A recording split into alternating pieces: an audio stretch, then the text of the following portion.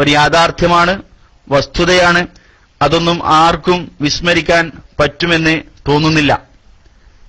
അതുകൊണ്ട് തന്നെ ഈ വിഷയ സംബന്ധമായി ഞാൻ ഹക്കാണെന്ന് ബോധ്യപ്പെട്ട ആ കാലഘട്ടത്തിൽ ഈ വിഷയത്തെ സംബന്ധിച്ച് ഞാൻ നടത്തിയ പല വിഷയങ്ങളും ഇന്നും യൂട്യൂബിൽ നിങ്ങൾക്ക് കാണാം. ഇനി വല്ലവർക്കും സംശയമുണ്ടെങ്കിൽ ഒരൊറ്റ ഉദാഹരണം പറയാം.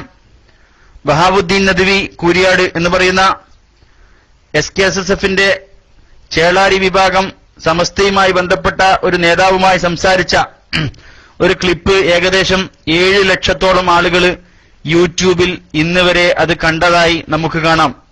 ഏകദേശം 6,94,000 സംതിങ് ആയിട്ടുണ്ട്. സത്യം 2013 ശബ്ദത്തിന് വല്ല കുഴപ്പമുണ്ടെങ്കിൽ ഒന്ന് അറിയിക്കണം. ഇല്ലെങ്കിൽ ഞാനിങ്ങനെ പറഞ്ഞു പോക്ക് മാത്രം ആയിരിക്കും എന്ന് ഓർമ്മപ്പെടുത്തുകയാണ്. ഏതായാലും ഈ വിഷയ സംബന്ധമായി ചില നഗ്ന യാഥാർത്ഥ്യങ്ങൾ എനിക്ക് തുറന്നു പറയേണ്ട ഒരവസ്ഥ വന്നിരിക്കുകയാണ്. കാരണം ഞാൻ ഇതിന്റെ നിജസ്ഥിതി കഴിഞ്ഞ പ്രാവശ്യം ബോധ്യപ്പെടുത്തി. ഓരോന്നായിട്ട് ഞാൻ കടന്നു വരാം.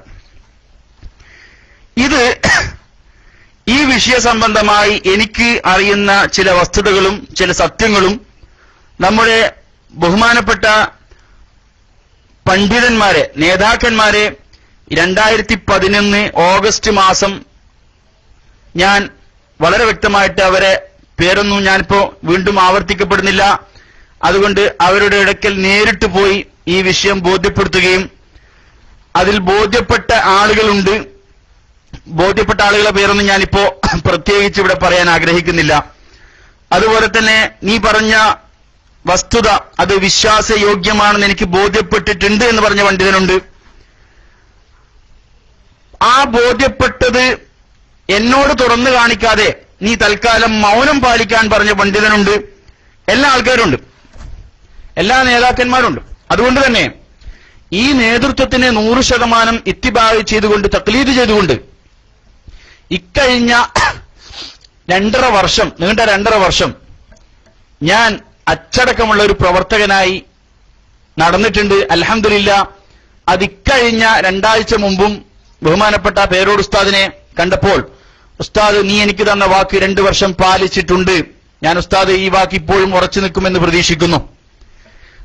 ഈ 2 വർഷം നീ എനിക്ക് തന്ന വാക്ക് ജിഷാനെ നീ പാലിക്കപ്പെട്ടിട്ടുണ്ട് എന്ന് പേരോട് ഉസ്താദും വളരെ വ്യക്തമായി തുറന്നു പറഞ്ഞതാണ്.